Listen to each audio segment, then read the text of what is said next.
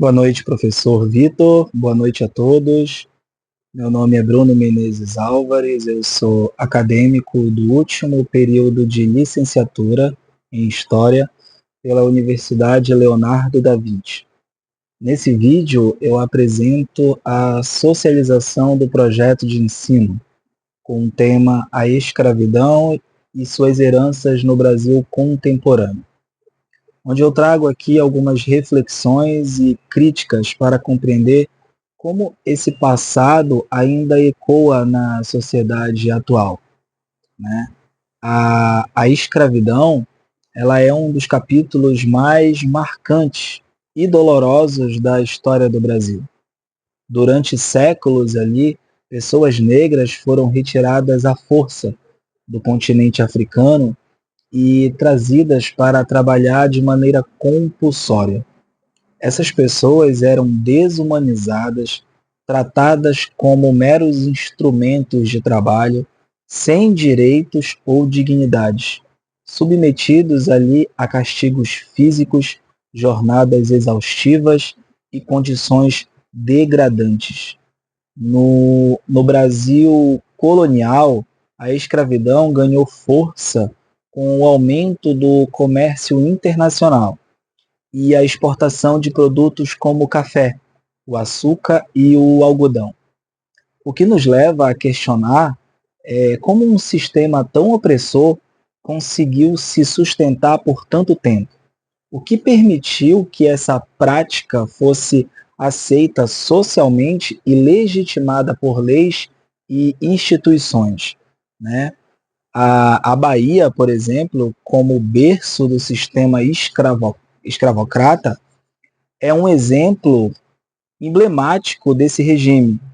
Tipo, a escravidão não apenas consolidou a economia, mas também deixou marcas arquitetônicas, culturais e sociais.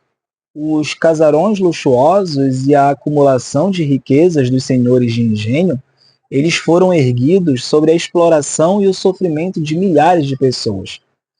É oportuno perguntar de que forma esse legado histórico ainda molda as desigualdades étnico-raciais no Brasil contemporâneo. O racismo estrutural, ele é a herança direta da escravidão e ele está presente no cotidiano nas desigualdades socioeconômicas e nos índices de violência. O Atlas da Violência de 2023 apontou que 77% das vítimas de homicídios no Brasil, elas são negras, evidenciando ali a exclusão e a marginalização. No sistema carcerário, 67% dos presos são negros ou pardos, segundo o Infopem, refletindo ali a perpetuação de desigualdades históricas. Pensadores como Rousseau criticavam essas desigualdades, defendendo a liberdade natural, né, de todo cidadão. Na arte, por exemplo, músicas como Redemption Song, do Bob Marley, elas reforçavam a resistência e a luta contra o racismo, convocando a população à libertação das correntes que sustentavam a opressão. A escravidão, ela deixou marcas profundas, não só no Brasil, mas também em outros países. Por exemplo, nos Estados Unidos, mesmo após a abolição, ali em 1865, o regime de segregação racial, com as leis de Jim Crow, manteve negros separados em escolas, transportes e em outros espaços privados, né? Privaram os negros de direitos básicos, sujeitando eles à violência, a linchamentos. Essa segregação racial americana, ela perpetuou desigualdades ainda presentes. Martin Luther King Jr., em seu discurso histórico, I Have a Dream, simbolizou a luta pela igualdade racial e inspirou gerações com a ideia de uma sociedade onde ninguém fosse julgado pela cor da sua pele, mas sim pelo seu caráter, né? Hoje, nós temos ali que é notório movimentos de extrema direita, como neonazistas, que possuem células em diversos lugares do mundo, eles promovem discursos ali de ódio e exclusão racial, levantando inclusive debates sobre os limites da liberdade de expressão, enquanto esse direito é fundamental, não pode justificar discursos que incitem à violência ou ferem a dignidade humana. A nossa Constituição Federal, ela trata o racismo como crime grave e reafirma a dignidade humana como princípio inviolável. Então, é essencial equilibrar a liberdade de expressão com a proteção contra discurso de ódio, reforçando o papel das instituições em garantir direitos e combater discriminações, né? Abordando ali sobre propostas de políticas públicas e educacionais, diante dessa realidade, a escola, ao meu ver, é um dos espaços mais potentes para combater o racismo. Nessa socialização, eu proponho a implementação de uma política pública educacional que prioriza o combate ao racismo e que possa promover ali uma valorização da diversidade cultural, né, e étnica também. Essa política, ela pode incluir 4 ações iniciais, que são o seguinte. Primeira, a adoção obrigatória da Lei 10.639/03, que prevê o ensino da história e cultura afro-brasileira e africana em todas as escolas do país, como monitoramento de sua aplicação, né? Monitoramento de sua aplicação. Segunda ação, a capacitação continuada de professores para abordar temas relacionados ao racismo, desigualdades e tolerância, garantindo ali uma formação mais crítica e inclusiva. Terceira ação é a criação de projetos interdisciplinares, como semanas temáticas dedicadas à reflexão sobre o racismo e seus impactos históricos e contemporâneos. E a quarta e última ação inicial é a participação da comunidade escolar na construção de atividades que valorizem a cultura afro-brasileira, como apresentações artísticas, né, debates, exposições culturais, exposições de dança, toda manifestação artística possível.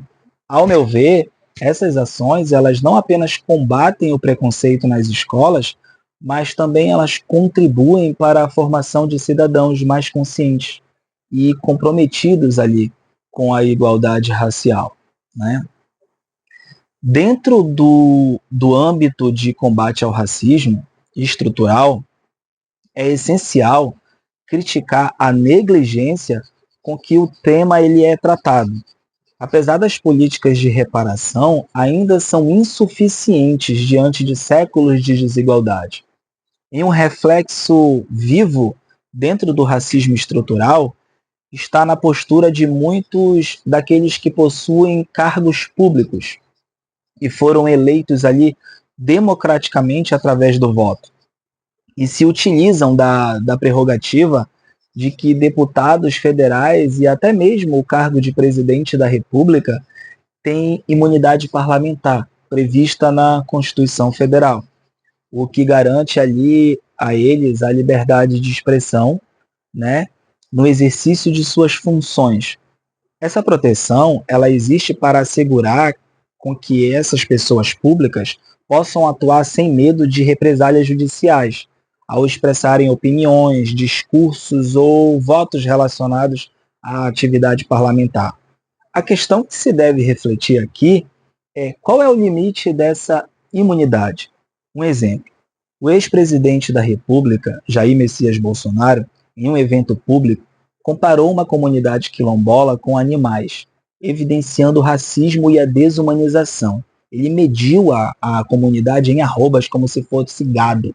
Esse discurso escravocrata, e ele ignora toda a história da resistência quilombola.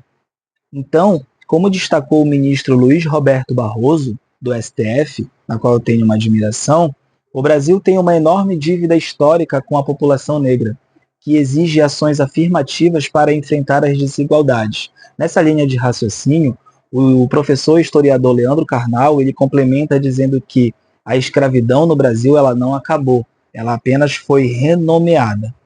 Essas falas, tanto do ministro Barroso quanto do professor Leandro Carnal, elas refletem a urgência de enfrentar estruturas racistas com medidas concretas e efetivas.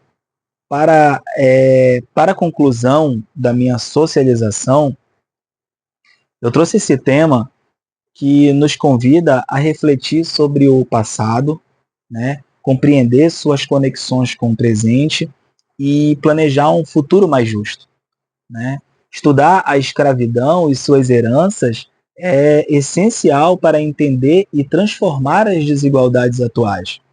Agradeço ao professor Vitor Matos e aos colegas pela atenção, que, como educadores, sejamos agentes de mudança, inspirando futuras gerações a construir uma sociedade mais igualitária e mais humana. Muito obrigado a todos e boa noite.